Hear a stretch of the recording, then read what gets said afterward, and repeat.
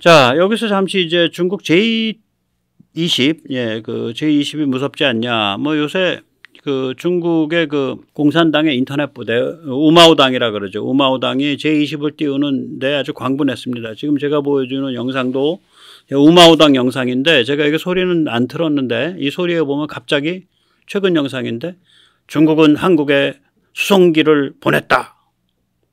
그게 나와요. J20을 얘기하는데. 그 수송기 보냈다는 얘기가 뭐냐면 그 Y10 계열 그 장거리 가는 거 그 뒤져보니까 카디스 침범한 거예요. 그거를 남한으로 수송기를 보냈다 그렇게 표현을 해놨어요. 이게 완전히 이제 공산당 인터넷 부대가 만든 건데 거기 보면 뭐 저 J20이 저렇게 무시무시하고 참 뭐 상당히 살벌한 거다. 그리고 거기 이제 WS-15 엔진 끼워갖고 예, 좋은 거 이제 개량을 했기 때문에 이건 뭐 세계를 휩쓰는 그런 이제 어마무시한 5세대 5세대 전투기가 나왔다 뭐 이거예요. 그럼 과연 J20이 공포스러운 전투기일 거냐? 예, 뭐 제가 직접 말하는 것보다 전문가들의 얘기를 좀 들어보시죠. CSIS 뭐 세계적으로 권위 있는 기관이죠. 예, 거기서 4월 19일 좌담을 합니다. 예, 그 좌담의 제목이 결국은 뭐냐면은 중국 전투기 엔진의 발전 어떻게 봐야 하나 뭐 그 정도 의미입니다. 예, 영어는 좀 다르지만 의미는 결국 그게 돼요. 거기에 이제 제레미아 거틀러라는 분이 이야기를 하는데 다른 한 명은 제가 번역했던 책의 저자예요. 미국 백악관에서도 근무했고 B2 스텔스 폭격기를 몰았던 로버트 스팔딩이고요. 저쪽에 근데 지금 인용하는 데서는 스팔딩 얘기는 제가 인용을 안 했어요. 이 제레미아 거틀러라는 분은 미 의회 연구국의 군사항공 분야 전문위원이고요. 현 방위개념기구라는 싱크탱크의 국장입니다. 네, 여기서 이제 보면 이런 얘기가 나옵니다. 직접 들어보시죠. Looking at China and beyond, where do you see the future of the international military jet engine market? Big question. If you look at the international military jet engine market today, you're talking still about a very small number of countries that are capable of producing competent jet engines. You're looking at the United States, Russia, Britain, France, Germany, to a certain extent Sweden. And the list pretty much ends there. Mm-hmm. The Chinese are trying to get into that market and trying to get better at it. They started the way they start with a lot of things, by copying some existing designs, trying to make them better. When their copies proved not to last very long, they put a lot of effort into improving those before moving up a step and trying to copy the next better kind of engine. Mm-hmm. But the differences are much less about the design than in the technologies used to create engines, which include advanced metallurgy. The number of countries, even among the ones I discussed, capable of creating, for example, single crystal turbine blades, very small. An entire durable turbine blisk, very small. Mm-hmm. These are things that China is still learning to do for itself. They are running 25 to 30 years behind the US. The trick of that is how fast to move to stay 25 to 30 years ahead. 네, 25년에서 30년 정도 뒤져 있고 이 25년에서 30년 정도의 그런 격차를 앞으로 미국이 계속 유지할 수 있는가 없는가 그것이 문제다. 예, 그것이 핵심이다. 예, 아주 자신만만하게 얘기합니다. 그래서 이 지금 J20 같은 경우에 제대로 작동을 못할 거예요. WS-15 엔진 이런 게. 그래서 뭐 우리가 이렇게 크게 걱정할 필요가 없고요. 오히려 KF-21이 이제 그 EE 엔진까지 그렇게 업그레이드가 되고 나면은 이 동아시아 제공권이 흔들리게 됩니다. 그래서 이거를 조금 더 한번 좀 보죠. 예, 군사 균형이 많이 흔들려요. 이거 제대로 이제 EE 엔진까지 가면. 네, 지금도 흔들리는데 특히 EE 엔진 가면 더 그렇습니다. 저는 이제 여기서 침투 반경이라는 개념을 좀 써요. 예를 들어서 이스라엘의 전투기가 날아 들어가서 시리아를 폭격했다. 예, 그러면은 그 시리아 날아 들어가는 과정에서 무슨 교전이 있었냐, 공중전이 있었냐, 없었어요.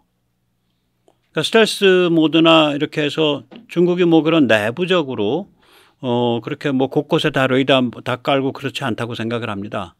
그 맘먹고 들어가면 들어간다고 보는데, 그래서 저는 그런 것들은 이제 침투 반경이라고 저는 infiltration 혹은 습격이니까 assault range 이렇게 얘기할 수 있겠죠.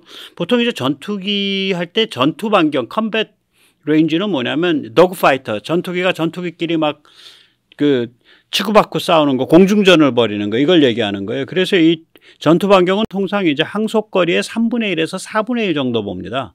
그러니까 우리가 이제 KF-21 같은 경우 공중전을 벌일 수 있는 반경 규모가 어디야? 그러면은 2,900km의 한 3분의 1. 그러니까 예를 들어서 한 3분의 1은 좀 안 되고 4분의 1은 좀 넘고 보통 그래요. 그러면 한 800km 정도를 보통 전투 반경으로 볼 겁니다. 예, 내부 연료, 그런데 이제 침투 반경은 뭐냐? 저는 내부 연료 항속거리의 절반 정도를 침투 반경으로 봐요. 왜냐면 저는 전략적 미사일은 거기서 또 몇백 킬로를 더 쏘니까, 또 처음에 날아 올라갈 때는 보조연료 탱크 끼고 날아 올라가다가 버려버리면 되니까. 그래서 저는 침투 반경을 예를 들어서 저거를 전혀 안 했을 때, 저걸 전혀 안 했을 때 1595km를 봅니다. 예, 이의 경우. 그러니까 내부를 전부 스텔스로만 사용했을 때, 내부를 전부 스텔스로만 그러니까 내부 공간을 전부 무장창으로만 사용했을 때 침투 반경이 1595km. 그러면 중국의 중국 4개의 특별시 중에 베이징, 저 위에서부터 해안가에 있는 베이징, 그 아래 태안진, 그 다음에 그 아래 샹하이 다 들어오고요. 네, 후지안 위까지 물고 들어가고 대만 위까지 물고 들어가요. 그 6.4 입방메타를 전부 말하자면 전부 내부 무장창으로 썼을 때. 근데 그걸 반띵을 해서 3.2 입방메타는 내부 무장창 쓰고 3.2는 연료창으로 쓰면 어떻게 되냐. 예, 그렇게 되면은 항속거리가 늘어나요. 그래서 이제 2036km 정도가 침투 반경이 됩니다. 그렇게 되면은 저게 들어와요. 충칭이 들어옵니다. 저렇게 되면. 그러니까 이게 살벌해지는 거죠. 저러면 아직 스텔스 기능이 있는 거거든요. 내부 무장창의 절반 3.2가 있으니까 3.2만 돼도 F-35 내부 무장창보다 한 0.4 입방메타 큰 거고요. 쟤보다는 한 0.6 입방메타, F-22보다는 0.6 입방메타나 큰 건데 충분히 타격을 가할 만한 거를 갖고 갈 수 있죠. 그리고 이제 기니까 특히 이 무장창이. 예. 그 다음에 이제 내부 무장창 없애고 전부 연료만 했다. 그럼 거의 운남 티벳 발치까지 갑니다. 저러면은 2,477km가 나오니까. 그래서 제가 이게 중국으로서는 골아픈 물건이다. 이 엔진까지 업그레이드하면. 그래서 저는 딱 이 그림을 가지고 윤석열 대통령께서 딱 바이든 쪽에 만나셨을 때 같이 배석하는 국방 담당, 아마 장관도 같이 갈 수 있고 누구도 같이 가겠죠. 안보실장님이 같이 가시든지 이런 그림 가지고 가서 들이밀고, 야, 우리 이 엔진 가면 이 정도 커버할 것 같아. 너 어떻게 생각하냐.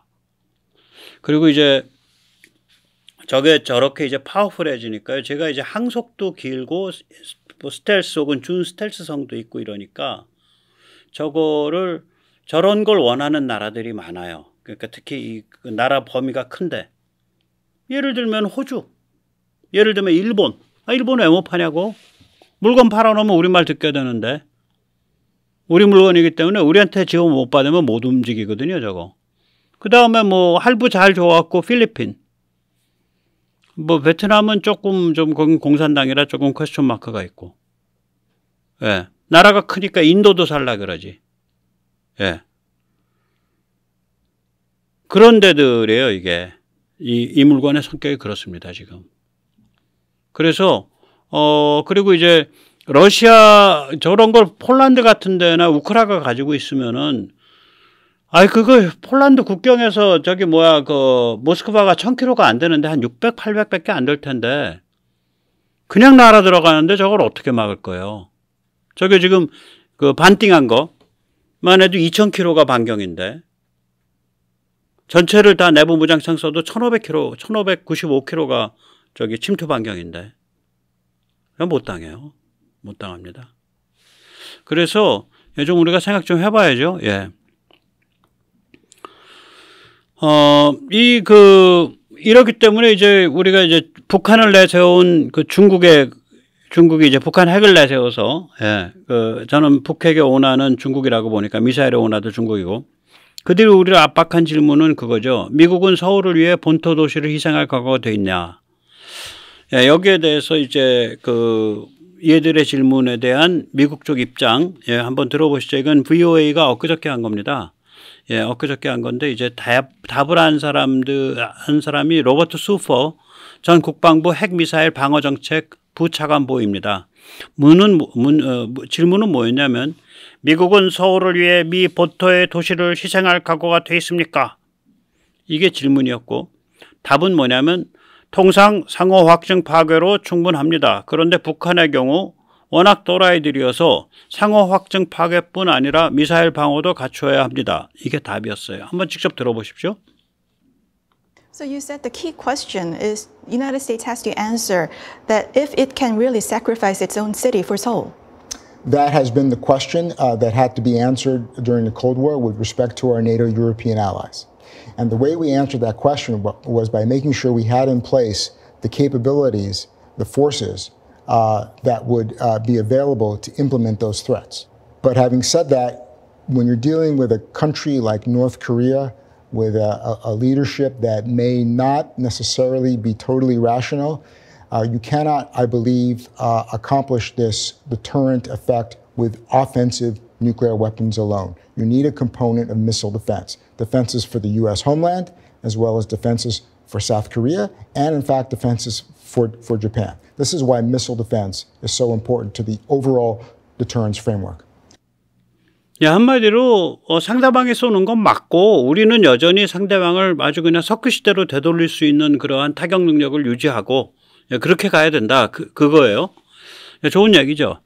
자, 그래서 이제 이런 게 한미 핵동맹으로 진행되고 있고 한미일 공동 MD로 진행이 되고 있기 때문에 이 상태에서 우리가 이제 비핵 전력, 그럼 또 대한민국이 이제 강해지고 있잖아요. 그래서 우리가 오히려 이런 KF-21 같은 걸로 대표되는 아주 살벌한 비핵 전력을 가지고 그것도 여차하면 미국 컨트롤을 안 받는 비핵 전력을, 첨단의 비핵 전력을 가지고 중국한테 묻는 거죠, 이제. 야, 너희 평양을 위해서 베이징 포기할 수 있냐? 북한에 급변 사태 났을 때 우리 거기 자유화 시켜야겠는데 너희 그거 군사 도발해서 우리의 북한 자유화 프로젝트를 말릴 깡다고 있냐? 라고 말할 수 있는 거예요. 이게 왜 그러냐면 너희 어차피 핵 못 가잖아. 이유는 첫째, 야, 미사일 방어력이 우리가 너희보다 몇백 배 강해. 우리는 맞고 너희는 맞는 거야. 두 번째, 야, 그리고 핵무기 공격력도 미국이 너희보다 100배, 1000배 강하잖아. 일단 거리가 너희는 안 되잖아. 미국은 바로 핵이 너희 코앞에까지 와 있고. 세 번째, 야, 너희가 핵무기 선빵하면 그러니까 너희 숟가락 내려놓게 될 텐데 너희 깡다고 있냐? 네, 그거죠. 지금 중국 안에서 미국이랑 전쟁 벌이면 안 된다라는 얘기들이 나오고 있어요. 조금 이따 말씀드리겠습니다. 아까 이제 제가 주먹안산으로 봤지만, 예, KF-21E 그러니까 이거는 내부 무장창만 다 쓰는 거예요. 이거는 항속거리는 3190이고요. 침투거리는 1595 나옵니다. 근데 이제 반띵을 한 거, 이건 3.2 입방메타는 내부 무장창 쓰고 3.2 입방메타는 연료로 쓴 거. 이거는 4072 항속거리가 킬로미터 그렇게 나오고 침투 반경은 2036km가 나옵니다. 그 다음에 이제 야, 그 내부 무장창 쓸모없어. 그거 안 해요. 그거는 다 접어놓고 일단 멀리 가야겠어. 그래서 6.4 입방메타를 전부 연료를 싣는 데 쓰면은 항속거리가 거의 5000km가 나오고 침투 반경은 2477이 나옵니다. 그래서 이게 장난이 아닌 거죠. 예, 장난이 아닙니다. 그래서 이제 중국 안에서 인민해방군 현실파들이 있어요. 이게 이제 KF-21과 같은 한국의 비핵 전력이 첨단화되고 강화되면 이 중국 안의 균열을 굉장히 잡고 흔들어요. 제가 이제 그 7월 24일 날 한 20일 전쯤에 중국이 이상하다. 핵미사일 사령부, 그러니까 로켓군이 완전히 쑥대밭이 됐고 외교부장은 행방불명이고 이게 시진핑이 아마 좀 내부적으로 몸살하는 것 같다. 이런 저기 세네탈출에서 말씀을 드렸죠. 그 다음부터 이제 로켓군, 중국 로켓군 이상하다 얘기 많이 나오고 있는데, 오늘 좀 거기서 한 걸음 더 나가서 국내에서 최초로 말씀드리겠습니다. 지금 로켓군을 까는 이유가 어떤 댓글에서도 그건 뭐 정보 유출되고 스파이에 침투돼서 깝니다. 아닙니다. 중국은요, 부패한 사회예요. 정보 유출돼도 그 정도 눈 하나 깜짝 안 해요. 자기 편이면. 부패? 눈 하나 깜짝 안 해요. 위아래부터 다 부패했는데 뭐. 그러니까 정보 유출이나 부패 등은 숙청을 위한 표면적 지엽적 이유입니다. 이건 뭐냐면 저는 인민해방군이 지금 여러 정보를 수집해서 보면 현실파와 모험파, 모험주의파와 현실파로 나눠져 있다. 현실파는 야, 우리 전쟁하면 안 된다. 모험주의파는 뭐 야, 차면 붙는 거지. 아무튼 끝까지 밀어붙여봐. 도발해. 이게 이제 모험주의파죠. 인민해방군 모험주의파의 편을 들어서 시진핑이가 현실파를 숙청하고 있는 거예요. 그런데 과연 시진핑이가 전쟁불사 모험주의 노선일까? 저는 그렇게 안 봅니다. 이 사람은 어떻게 생각하는 거냐면 자기 권력을 영구 강화하려면 하루는 A를 편들어서 B를 쳐야 되고 그 다음 날은 B를 편들어서 A를 쳐야 되고 그러니까 그 사이클을 타면서 계속 숙청을 영구화시키는 거예요. 영구 숙청이에요. 왼쪽 편들어서 오른쪽 치고 오른쪽 편들어서 왼쪽 치고 이 시계추 게임 할 수 있다라고 보는 거예요. 시진핑은. 문제는 뭐냐. 중국에서 시계추 게임을 했던 유일한 지도자는 모택동입니다. 그래서 모택동 때 보면 극좌 갔다가 대약진 전엔 또 우예요. 대학생 때 극좌 갔다가 또 안 되니까 또 이쪽으로 와서 또 풀어놔줬다가 그게 아마 백화제방 뭐 그런 노선이죠. 백화제방 백가쟁명 풀어놨다가 그 다음에 또 저쪽 가면서 문혁 가면서 극좌 갔다가 문혁 말기에 70년대 초가 되면 다시 또 오른쪽으로 또 보냈다가 문혁은 공식적으로는 계속된 걸로 돼 있지만 모택동 죽기 전까지 아닙니다. 실제로 보면 문혁이 사이클을 그려요. 그래서 이런 그 시계추를 했거든. 모택동은. 근데 모택동이 되니까 그걸 하는 거지. 시진핑이 모택동 게임 하면 그거 되겠냐. 그래서 이제 중국이 이제 몸살을 하는 거예요. 오늘 그 얘기입니다. 이거 아마 거의 세계적으로도 이거 비슷한 얘기를 하는 분들은 많은데 이걸 그렇게 해석하는 건 제가 처음인 것 같아요.